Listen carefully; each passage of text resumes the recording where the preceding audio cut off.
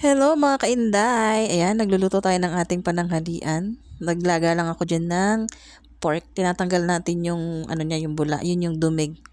'Di ba? Kaya mga kainday, ganyan din kayo. Yan, tatanggalin natin yung mga bula niya kasi nandyan yung dumi niya. And then, after that guys, lalagyan natin yan ng sibuyas para medyo may, ano siya, lasa.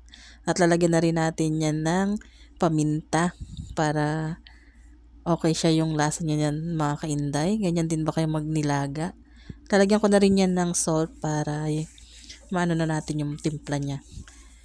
And then, pakukulaan pa rin natin yan hanggang sa lumambot yung pork. Kasi medyo ano yan, buto-buto yung binili natin mga kainday. Kaya palalambutan natin yan ng mabuti. Then, sasabay ko na rin dyan yung patatas para lumambot na rin siya habang lumalambot yung ating pork. Lumalambot na rin yung ating patatas. Yan, tatakpan pa rin natin.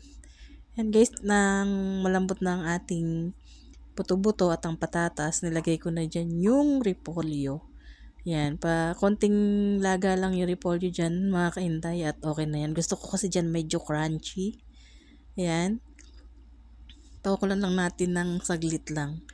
Hindi naman natin lulusakin yung repolyo. Hindi. Tinikman na natin yan guys. Okay na yung lasa niya. Perfect na siya yan. Yan. Okay na sa akin yung ganyang lambot ng repolyo. Yan na guys. Tikman na natin.